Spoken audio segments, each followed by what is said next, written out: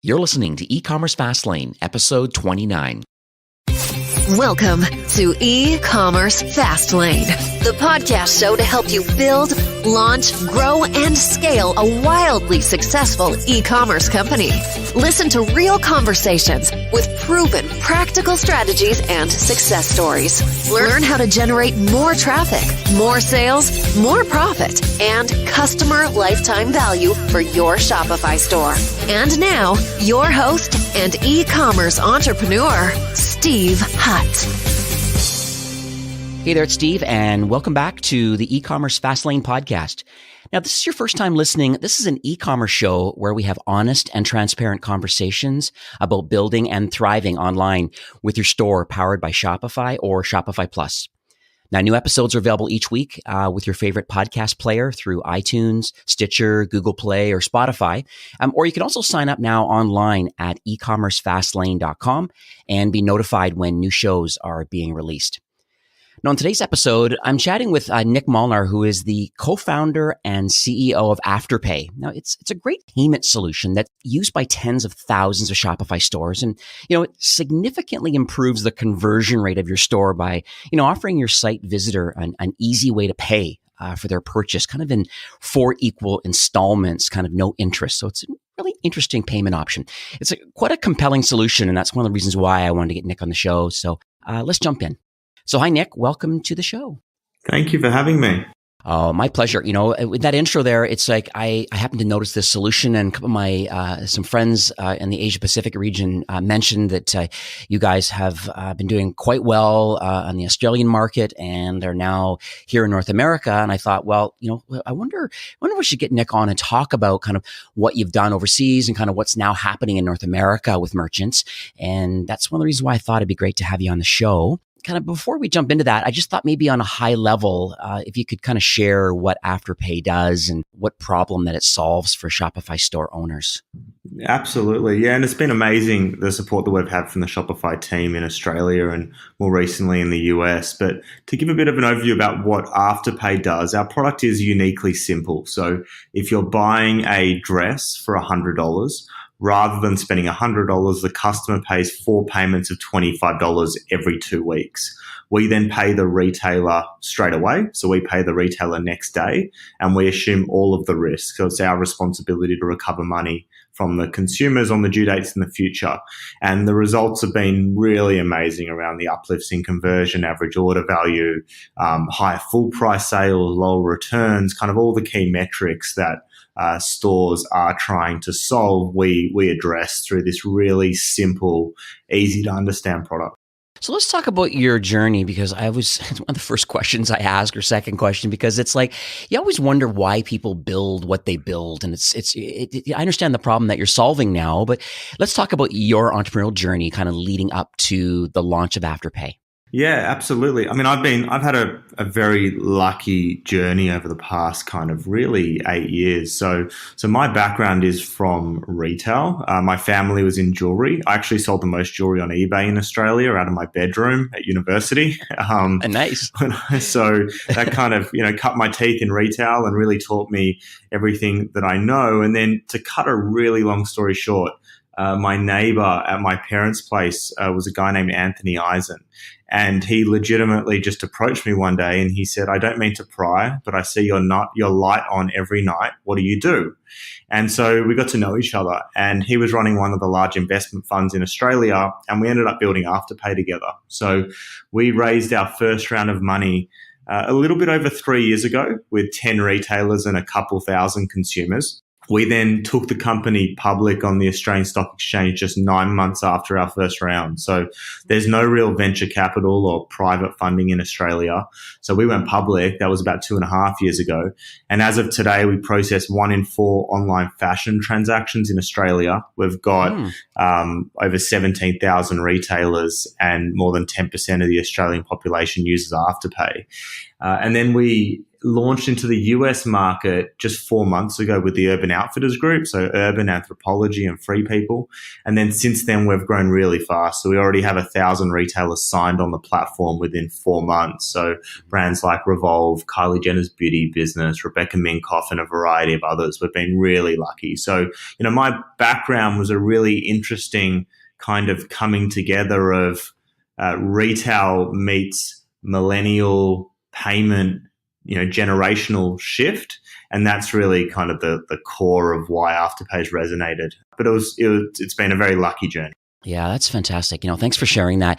I've done a little bit of reading online kind of before I knew that I was going to be interviewing you today. And you spend a lot of time kind of talking about millennials, and you talk about commerce in general. And obviously it's clear now based on having a retail background, over the last 8 years or so. So let's talk about recommendations that you would have for Shopify merchants today if they're looking to engage and work with millennials as far as having them be their customers. Absolutely. So, I've got a little bit of a payment skew towards millennials, but I think it's really important. And most retailers never really focus on how people pay for something, because no one really says, "Oh, I love how I paid for that." No one says, I loved how I just paid. But they say that they love Afterpay. And so there's just this really interesting macro trend that's happening across the world, and it's affecting retail really without retail knowing that it's affecting them. And it all comes back to, so I'm 28. When the 2008 recession hit, I just turned 18. So I'd just become an adult. And all this media was pushed out through society that said, you should spend money that you have. You should make sure that you're in control and you're responsible. And what happened was the millennial cohort really took this advice on. And if you look at any of the graphs, there's the debit card growth across really the world, but particularly in the US market, just grew disproportionate to credit cards and a whole actually outstanding credit balances went backwards post 2008. And what no one really realizes is that 2 out of every 3 people aged 18 to 30 in the US actually don't own a credit card. They use debit cards. And so there's just been this shift in how people spend their money, and it's impacting retail because there's different consumer behavior on debit cards versus credit cards. So to me, there's a lot of differences with how millennials shop and consume. Payments is definitely one of them. Others are around their kind of social virality and how they engage with brands. And, everyone says that millennials are fickle and disloyal, but actually kind of the opposite's true when you look at how they've engaged with certain retailers in the market that have really shifted retail. And it's all driven by the millennial cohort. It's really fascinating. Yeah, it's interesting because I remember talking to some friends recently about the kind of the social and kind of environmentally friendly brands that are out there. And, they really are quite a passionate group of people that really do want to shop at brands that like to give back. Is that what you're seeing also? Yeah, absolutely. I think you're seeing a variety of different trends starting to come through that millennials are driving. So there's this whole kind of purposeful scarcity. So if you look at brands like Supreme or even Kylie as an example, they're exclusive drops. It's very targeted. It's very particular in how they merchandise for their customer, but they get their consumers. And I think there is just this shift that's flowing through retail where people who really resonate with this millennial cohort are starting to grow, and they're growing because in 7 years' time, millennials will earn half of all disposable income in the US market. So millennials are really shifting this kind of buying, spending power, and some of these brands are starting to come through. But you've got Everlane with transparency. You've got brands like Glossier and others who are just very clear to their purpose, very clear to why they exist. And I think that resonates with millennials. So let's talk about some of the benefits. So let's say a Shopify store owner wants to use, or, that's why listening to the show, they may want to use Afterpay. Can you kind of share some of the key benefits that a store owner could get if they in fact choose to use Afterpay? Yeah, absolutely. And as you mentioned at the start of the show, we're live with thousands of Shopify retailers, and really within the first kind of 24 hours that we'll go live with a retailer in Australia, and more recently in the US, we'll generally process kind of 15 to 20% share of their total sales overnight. And it's pretty amazing to see that start to flow through. So when a retailer can see a substantial increase in conversion, retailers really get behind it and leverage it as a tool to really grow their business. So, if you go to a product page where Afterpay partners, it'll actually say $100 or 4 payments of $25 by Afterpay. So below the price, there's the breakdown. And really that payment flexibility is what drives retail growth. So, people might add the pair of shoes to go with their dress, or they might just better justify buying the dress generally. But it's a basic retail concept that kind of has been digitalized, made cool. I mean, layaway's been around forever, but layaway's a bit boring, right? Yeah, Totally. This kind of makes makes layaway cool. It's just like the millennials version of layaway, and they get it up front. So it is uniquely simple, but drives really powerful results. Yeah, and I can see the cross-selling opportunities that can happen too, because, they have a certain kind of budget, or you're looking around and then all of a sudden, hey, with the right kind of web merchandising on a Shopify store, and then showing complete the whole outfit and add something on, it's like, oh, well, really, add it on, double check. Oh, wow. And they have 4 equal pay, no interest. That's very interesting. So there's other competitors, I believe. There's notable ones that are kind of in this space right now that maybe have been here a little bit longer in North America. But can you share what your competitive advantage is? Like, how do you differentiate your platform in the marketplace? Absolutely. And I think this kind of comes back to what I was saying before about these millennial retailers really understanding their place in the market. I think we really understand our place in the market. And we built our product to just be fundamentally the opposite of how consumer finance works. Traditionally, credit products are built by making money from the customer, not the retailer. And we have purposely shifted the economics in favor of the customer, where we charge the retailer a small fee, but it means that the customer genuinely gets a bona fide service at no cost above what they would normally pay. So from our perspective, we're a retail tool. We're not a finance product. So we're not asking for a social security number. We're not asking for you to fill out a loan application form. We're just helping you buy that dress that you love. Consumers, their hesitation is they're thinking, what's the catch?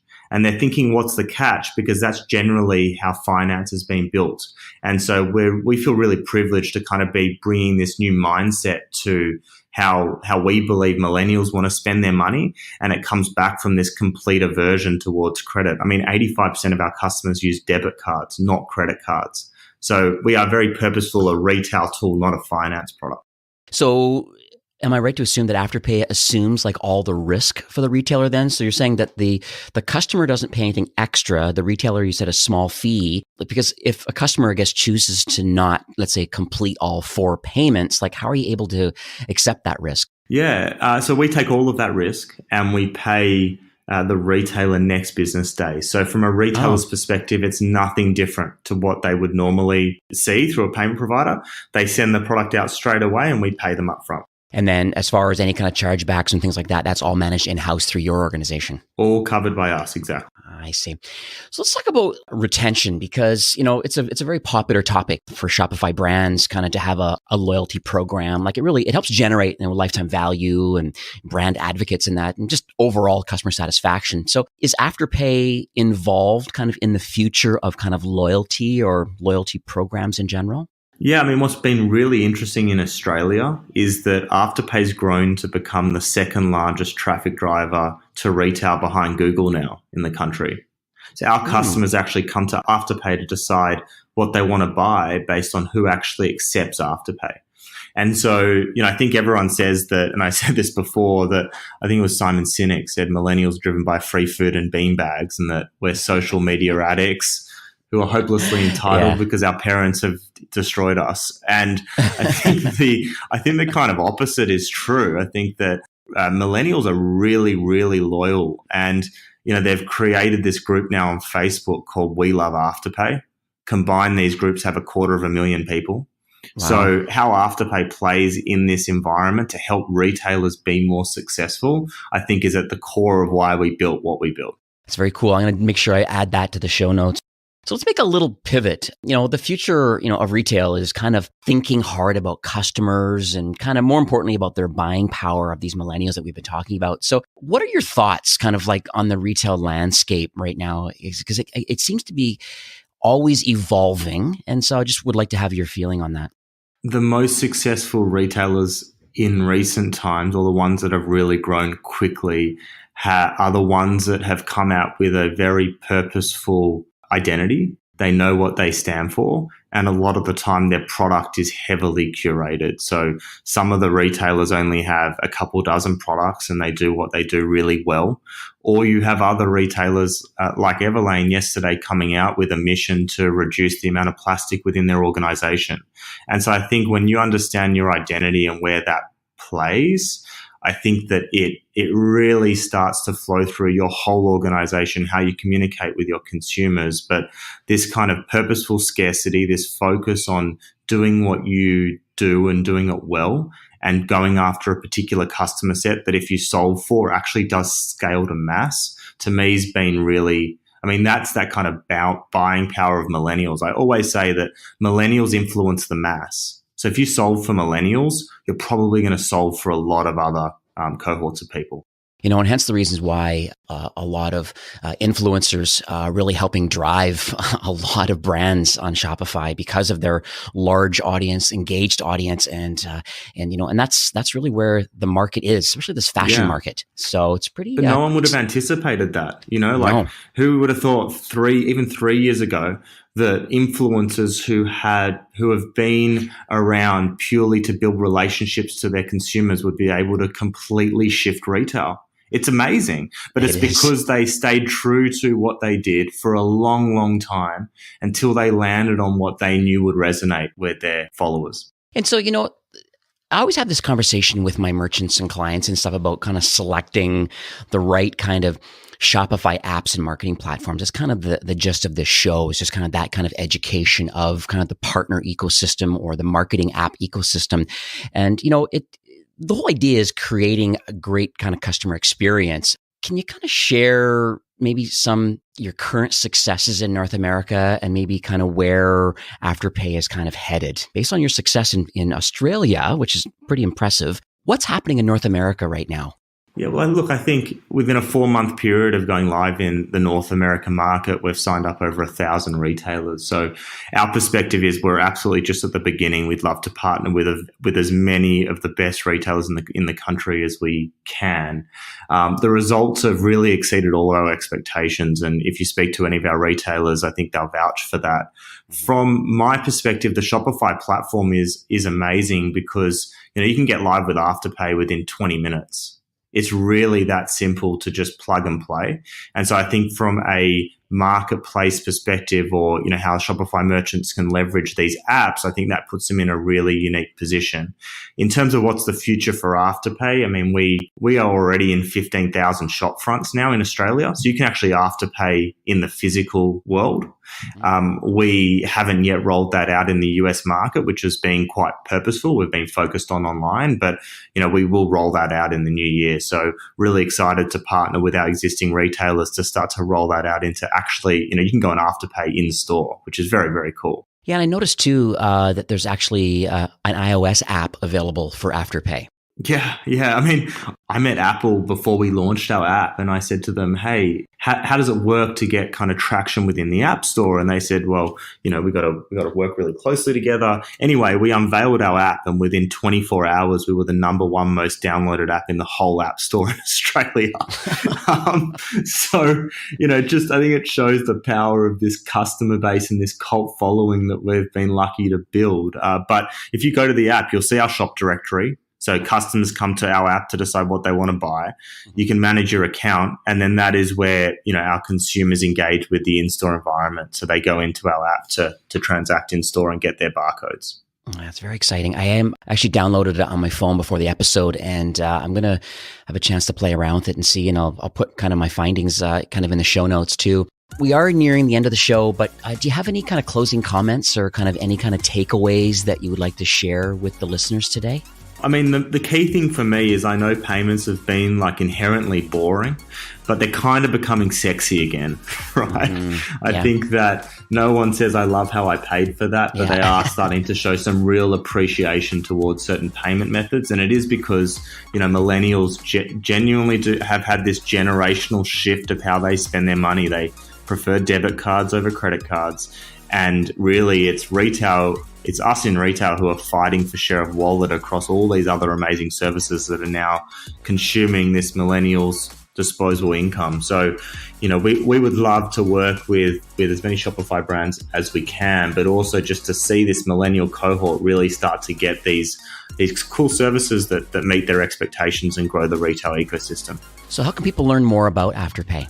On our website, it's got a whole range of information, case studies, who else we work with. As you mentioned, our app has our shop directory, but just get in touch with us. We've got a great group of people in San Francisco, New York, all over the US market, so easily found.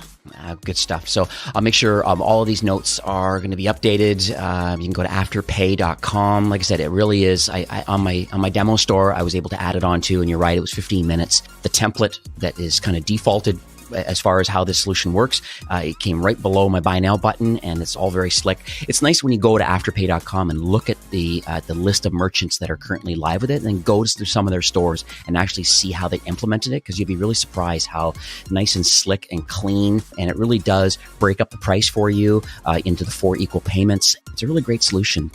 Well, that's it, I guess, for today's episode. I hope you enjoyed my conversation today with Nick from Afterpay. And, the increased conversion rate and I guess the average order value, it really makes this a compelling solution to test on your Shopify store. And, I'll make sure, like I said, I'll add some of these links in the show notes, how this and other stores, how it's been implemented. It's really interesting. End of the day, as a site owner, you should be constantly testing to improve your KPIs, having a data and strategy-driven approach, to growing your e-commerce company. So if you add Afterpay, it will give your visitors another option so they can afford what they want. And, as Nick mentioned, a lot of them don't have credit cards anyway, so they're using the debit card. So this is another great option for them, and having 4 equal payments with no interest. And it's a really interesting shift. Instead of having to charge extra, it's actually the same price and a small fee for you as the merchant. And finally, I'd like to thank you, my loyal listeners of the show. It's my hope that this podcast is really offering you a ton of value through growth strategies, tactics, and kind of exclusive insider tips on the best Shopify apps and marketing platforms, all with my personal goal to help you grow and scale with Shopify. Thanks for really carving out some time today and listening to the show. I truly appreciate you and your entrepreneurial journey. And enjoy the rest of your week and keep thriving with Shopify.